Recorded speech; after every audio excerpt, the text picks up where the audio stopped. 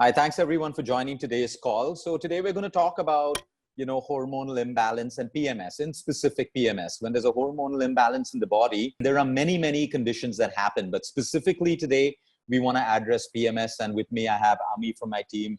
She heads nutrition and she's a registered dietitian working with our patients around the world. And the reason she's on call today with me is to explain in detail, simple things that we can do to overcome PMS. We want to understand what causes it, what makes it bad. A lot of women and young girls go through this. The first thing is your mindset.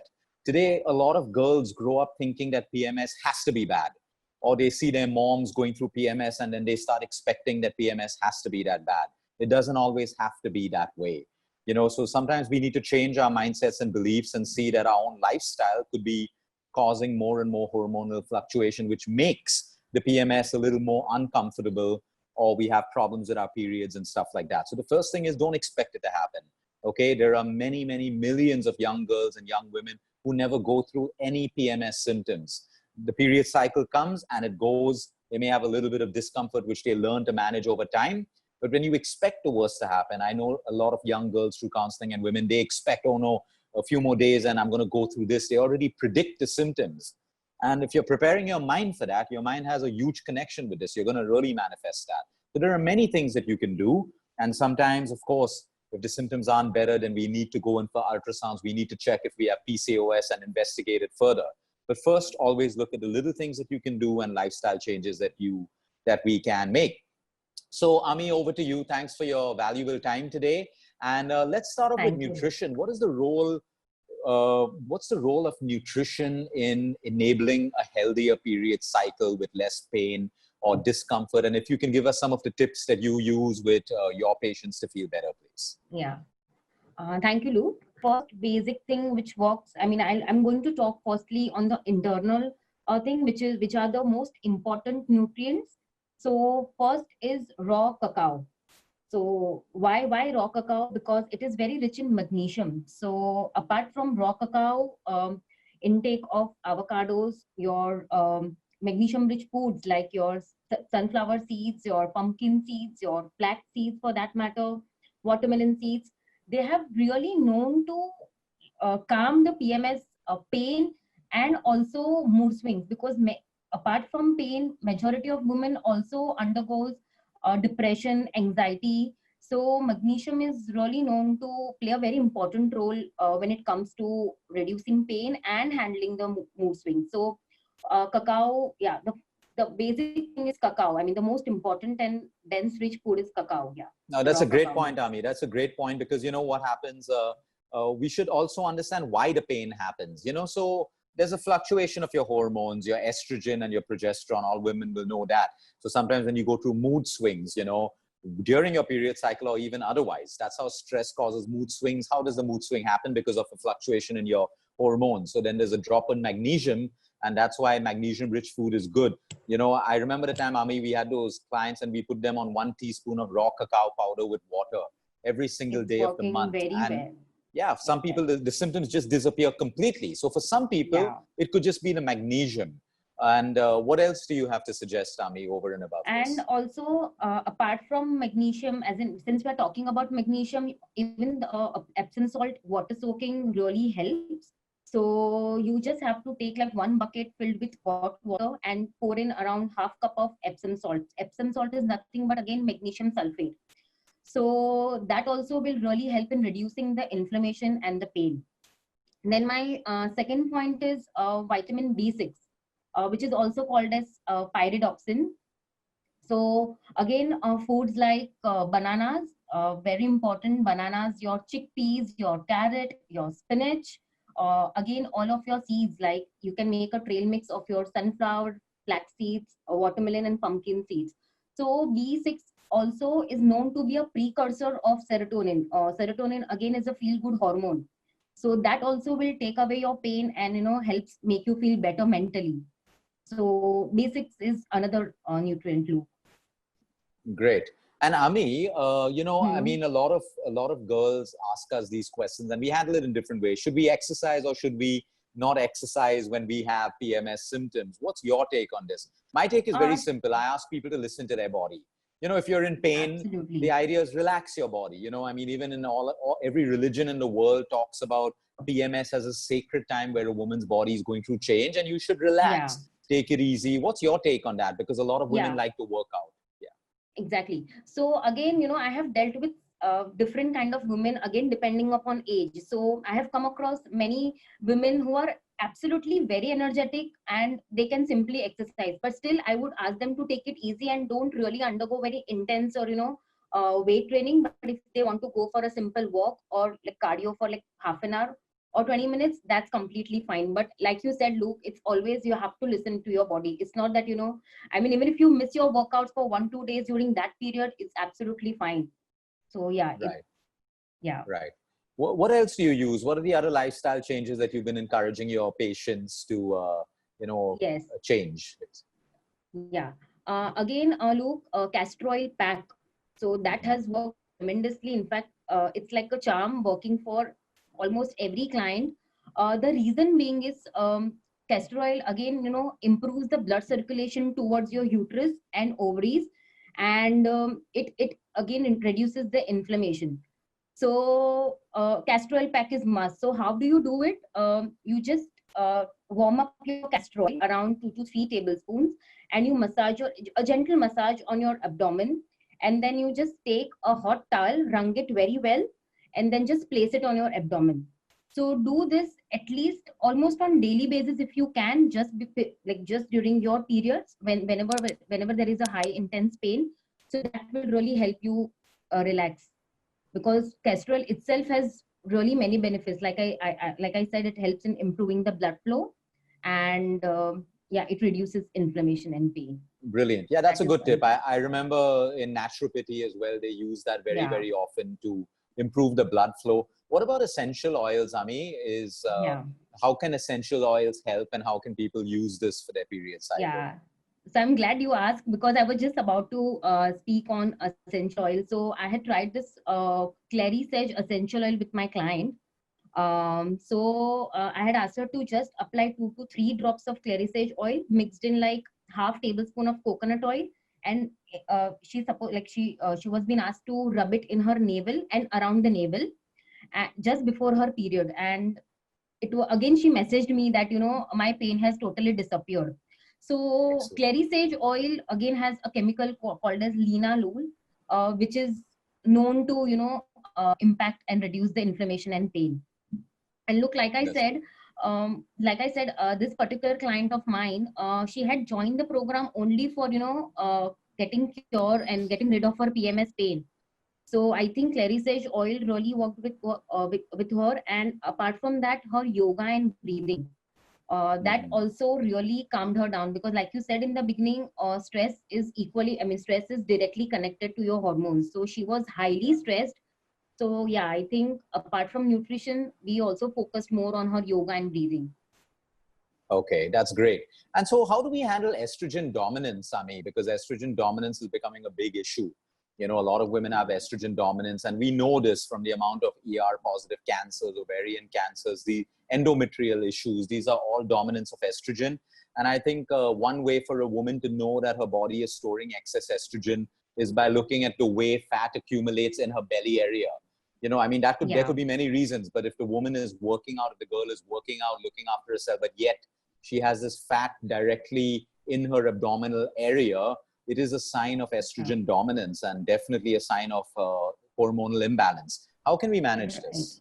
Right. So like you said, Luke, about, a fat deposition. So I would like to start from there, as in the fatty tissues, the adipose tissue has a tendency to reabsorb more of estrogen. So it is a vicious cycle. The more you become fat and, there is fat deposition, there will be more of estrogen being reabsorbed in the body. Correct. Secondly, there are xenoestrogens in the environment. Yeah. So what are xenoestrogens? Xenoestrogens are basically they are chemical compounds which mimics estrogen hormone in the body. So for example, you will find this xenoestrogens in your cosmetics, lotions, hair shampoos, moisturizers. So the chemical, the xenoestrogen chemical which is present in the cosmetics are, we have to look for parabens, phthalates, sulfate. So these are certain chemicals which we need to look, which acts as a xenoestrogen. So when you apply them on the skin, they are directly getting, entered in your body. Second xenoestrogen I would like to talk about is again, also one more thing very important. Xenoestrogen. Another one which I want to talk about is plastic. So why do we always say that we have to go for BPA? I mean, BPA free plastic. Again, BPA is nothing but bisphenol A compound, which is again a xenoestrogen. So like you reheat your food in plastic, or if you're drinking your water from your plastic bottle, it's directly getting entered in your body. And one more thing I would like to add here, Luke, is there are currently, I mean, there are many clients who keep asking us about BPA free. Like, since BPA is xenoestrogen, it leads to estrogen dominance. Can we start using BPA free plastics? But my take on this would be, again, BPA free is not really recommended because there are still other chemicals which are present, and we really not sure. Yeah, we really not sure if they are leading to hormonal imbalances. Yeah. So it's always no, so we must encourage the use of glass bottles, steel bottles, mud bottles, and these are easily available everywhere. You're absolutely right. BPA is one grade, and then below that, it's not 100% free. And I think anyway, in in view of reducing plastic in our world, we should be using more sustainable options like steel, copper, and all of these things. Although we shouldn't be drinking out of copper throughout the day. Maybe your first 1-2 glasses in the morning of copper water is fine, but then later you can also have copper dominance in your body if you're drinking all of your water from copper. I like the point about soaps and shampoos because this is real.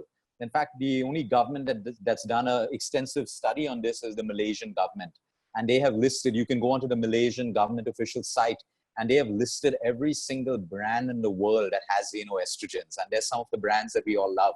So that's why we encourage people to move more into paraben-free, sulfate-free, cosmetics, even disinfectants that you wash your floor with because you're breathing it. Even the air fresheners that you hang in your toilet, you smell that is literally xenoestrogens going in you. So we have to move back into, back to our roots where we use incense if we want to make the place smell better, organic candles, everything that doesn't have any chemicals in, because that is disrupting hormones. And if we look, our moms and our moms' moms really never went through PMS and, bad menopause like women are going through today, because their lifestyles and the quality of living was way different from what we have today. What about sleep, Ami? What about sleep? Can you talk about sleep and hormonal imbalance and what people can do, please? Yes. So again, sleep is very essential component when we talk about lifestyle. So always, it's always mandatory to focus on the quality of the sleep rather than quantity of the sleep. So even if you are sleeping like 6 hours, but if it is undisturbed sound sleep, you are good to go, and you should not really feel lethargic. You should be very energetic next day. Secondly, it is also said that between 11 p.m. to 3 a.m. Is the window where your body actually gets detoxified and gets prepared itself for the next day. So like when we wake up, of course, I mean, our mouth stings, there is dirt accumulated in your eyes, so that really means that body has undergone a detoxification process, and that is how sleep really is important. And of course, any kind of inflammation, when we talk about, Luke, I mean, that is the period when body reduces inflammation. And and it's very necessary because a lot of women just pop cyclopams and painkillers and stuff. I understand if the pain gets bad, you have to work, you have to take a flight, that's fine. But if you're doing it month on month, you'd rather address the root cause of the problem. There's also established science showing us the link between gut health and hormones. We know that hormones are regulated by the gut.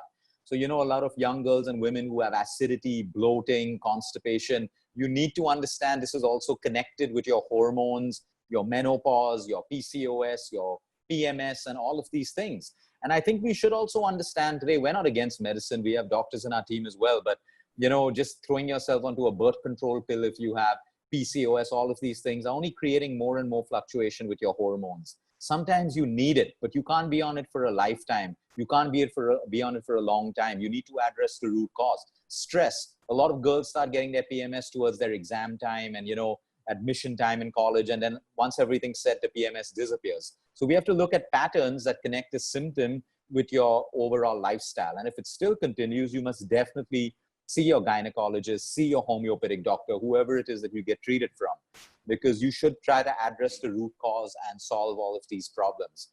Ami, do you have any other tips that you would like to leave the audience with, simple things that they can do in order to, make their conditions better? Yes. So just basic 3 tips when it comes to nutrition. I would like to reiterate again the cacao shake.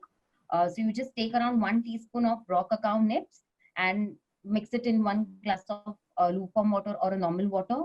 And if you want to sweeten it up, you can add just 1 teaspoon of honey or a date, and have it like one week before your periods on a daily basis. Any time of the day is fine. That will help. Secondly, combination of jaggery and sesame seeds. So again, sesame seeds are very rich in calcium. So very important. So you take around 1 tablespoon of roasted black sesame seeds and 1 tablespoon of jaggery, organic pure jaggery, and have it that twice, 2 to 3 times in a day, and you will see tremendous reduction in your pain and mood swings. And thirdly, Luke, also, like I said, hot compression and castor oil pack has really worked well. So these are the tips. Secondly, breathing. I mean, personally, breathing has been really helped me and my clients. So ensure that you on a daily basis, you have to make a time for breathing. So deep breathing, a diaphragmatic breathing. So you just inhale deeply through nose and exhale through mouth. Like 15 to 20 times in a day would be just fine. And I think that's it. And very important, stress. Like you mentioned about stress. So again, we have to understand that stress, like whenever a person is stressed, a cortisol hormone is released.